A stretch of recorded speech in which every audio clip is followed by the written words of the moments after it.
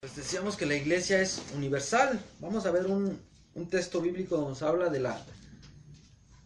la iglesia universal, que es sinónimo de católica. Este viene en el capítulo 28, versículos del 16 en adelante.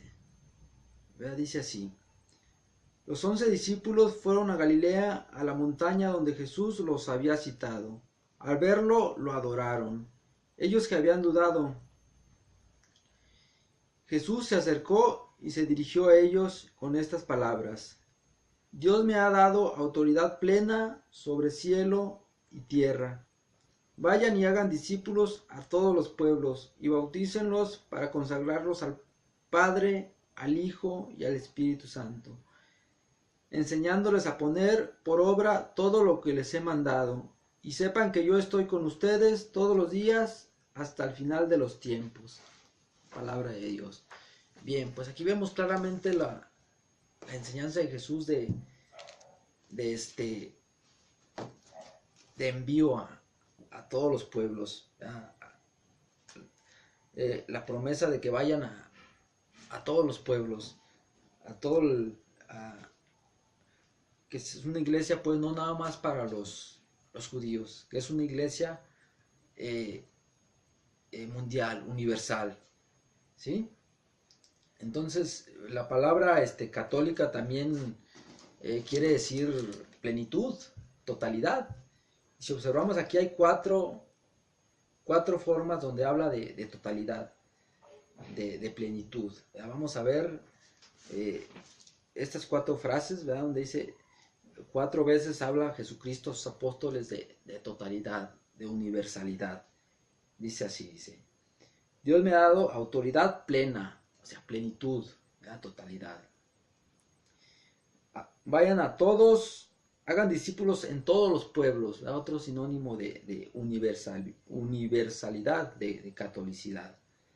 Vayan a todos los pueblos. Ese es el segundo. Y enséñenles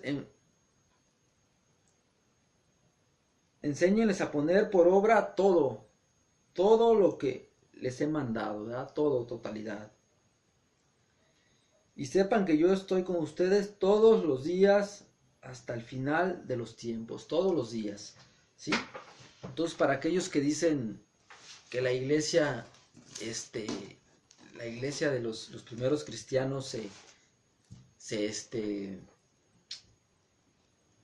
pues terminó, ¿verdad? Se malogró, se dispersó, se terminó. Realmente, entonces, si esto sucediera, que la iglesia, esa primera iglesia de Jesucristo, se dispersó y se terminó, estaría faltando Jesús a su palabra, ¿verdad? Que les dice: yo estaré con ustedes todos los días hasta el final de los tiempos. Pues Jesús es Dios, ¿verdad? Jesús cumple sus promesas. Bueno, y vamos a ver también dónde Jesús funda la iglesia, ¿verdad? Se me estaba pasando ese capítulo, ¿verdad? Uno de los más importantes, que es en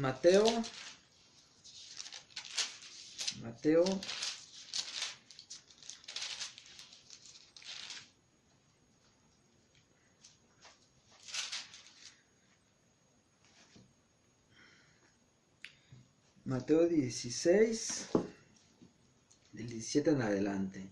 Dice así: Jesús le dijo: Dichoso tú, Simón, hijo de Juan, porque eso no te lo ha revelado ningún mortal, sino mi Padre que está en los cielos. Yo te digo que tú eres Pedro, y sobre esta piedra edificaré mi iglesia, y el poder de la muerte no podrá contra ella. Te daré las llaves del reino de los cielos. Lo que ates en la tierra quedará atado en el cielo, y lo que desates en la tierra quedará desatado en el cielo. Aquí nos habla, nos dice bien claro la palabra de Dios que le dice a San Pedro: tú eres piedra y sobre esta piedra edificaré mi iglesia. Por ahí dicen los hermanitos separados, algunos que Jesús no le dijo a San Pedro que él era la piedra. Se estaba refiriendo, dice que se estaba refiriendo a Jesús, que era la piedra angular. ¿Verdad? Nosotros católicos para nada rechazamos que Jesús sea la piedra angular. ¿Verdad? Sabemos que Jesús es Dios y nosotros predicamos su doctrina y la iglesia es de Él. ¿Verdad? Pero una edificación no se edifica con una sola piedra. ¿Verdad? Sabemos que lleva la piedra principal, la primera piedra, y encima lleva muchas otras piedras. ¿Verdad? Sabemos que Jesucristo es la piedra angular, pero aquí claramente, ¿verdad?, está hablando a San Pedro. Y Jesús era un hombre perfecto, perfecto en obras y en palabras. Entonces está hablando a San Pedro que tú eres Pedro, ¿verdad?, y sobre ti edificaré mi iglesia. Entonces viene bien claro que le está hablando a San Pedro, y sabemos pues que Simón, Pedro, no se llamaba Pedro desde antes. Sabemos que Pedro se llamaba Simón. Entonces cuando Jesús da una misión, cambia el nombre, ¿sí? Entonces Jesús se llama,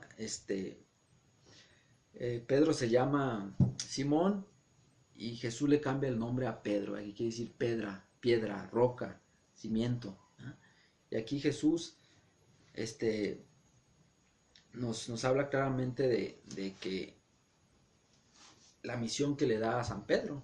Y vemos durante el siguiente tiempo de la iglesia cómo San Pedro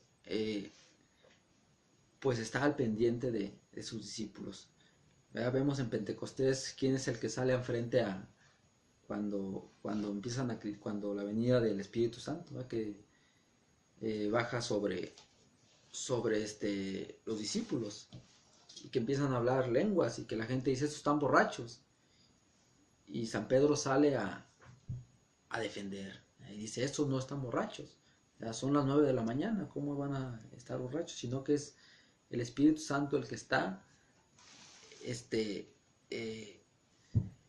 pues obrando en ellos, ¿sí? Bueno, entonces vemos claramente pues que esta iglesia católica fue fundada por el mismo Jesucristo, ¿verdad? Y por último, algo bien importante, decimos que es muy criticada la iglesia por este título que se le da. Vamos a explicarlo un poquito. Es la iglesia católica, apostólica y romana, ¿sí? Romana, ¿por qué romana? Algunos dicen la Babilonia, el romano, ¿verdad?, o Roma, o como refiriéndose de una manera despectiva. Vamos a ver qué tuvo que ver la iglesia con el Imperio Romano.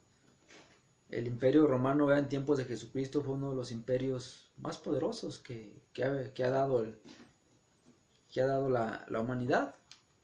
1200 años duró su dominio. Ya sabemos por la Biblia que en ese tiempo que Jesús vivió aquí en la tierra, los romanos tenían invadidos al pueblo al pueblo judío. Entonces, y a muchos pueblos más, ¿verdad? El pueblo romano fue muy poderoso en armamento y conquistó muchas tierras, ¿verdad? Un imperio muy poderoso, y que la iglesia sufrió mucho, ¿verdad?, en los primeros 3 siglos, ¿verdad? Más o menos 249 años duró la persecución, la persecución romana hacia los cristianos. Y vamos a ver también desde cuándo se le llama Iglesia Católica.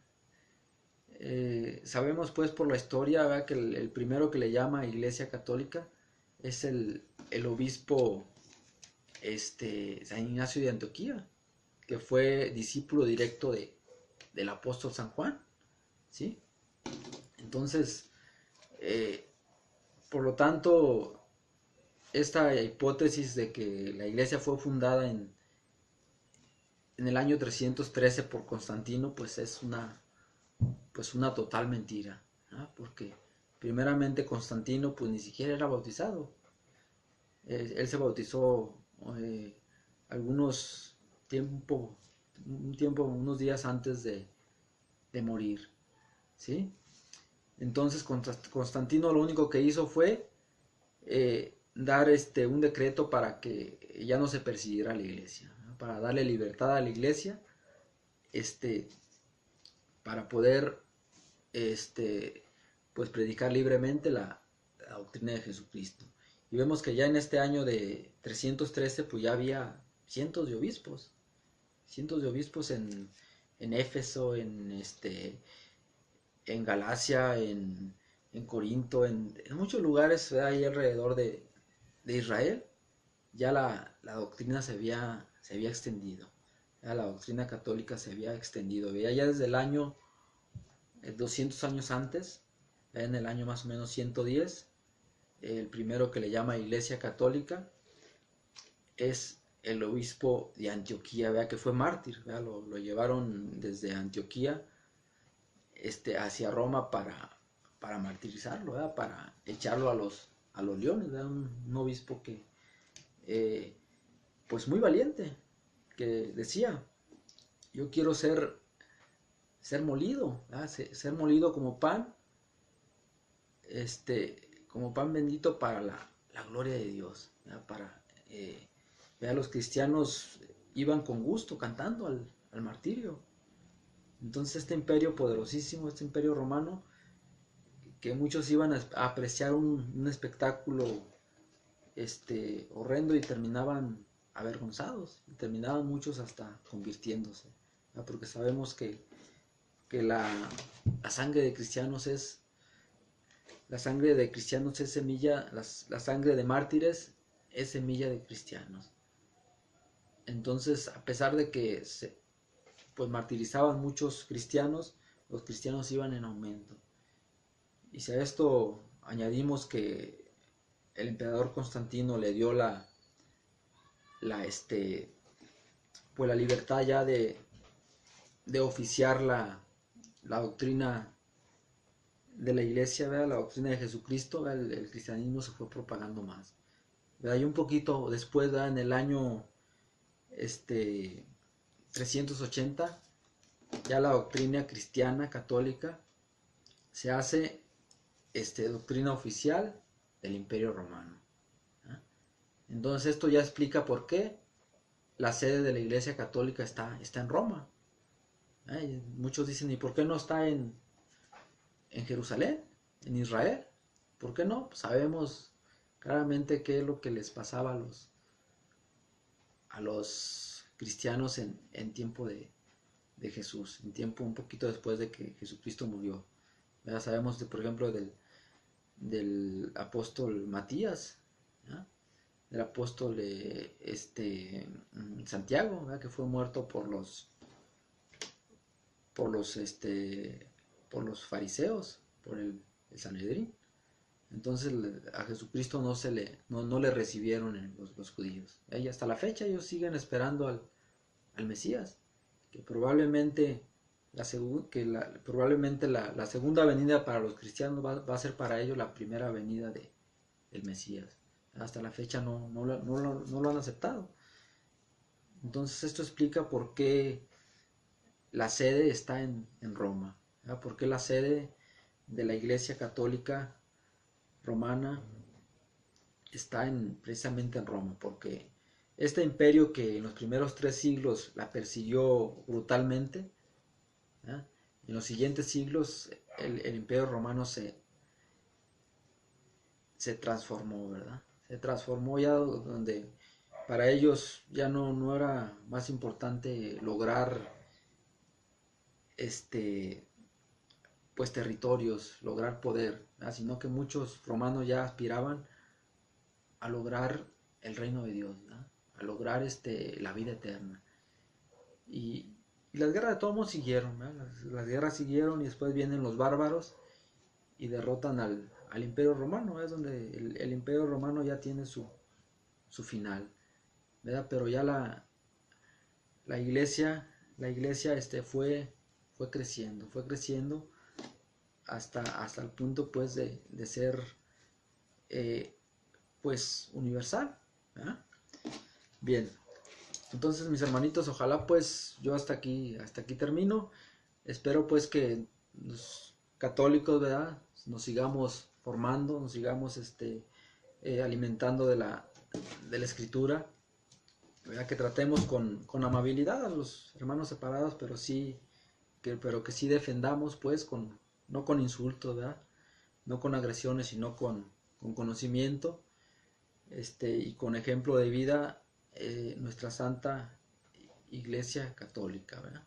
Y a los hermanitos pues esperados, ¿verdad? Les digo esperados, ¿por qué? Porque pues los estamos esperando en la Iglesia Católica, ¿verdad? Muchos están regresando, otros se resisten y algunos otros se están yendo, pero pues ya regresarán, ¿verdad? Ya regresarán como muchos, ¿verdad? Bueno, pues que Dios les bendiga y hasta luego.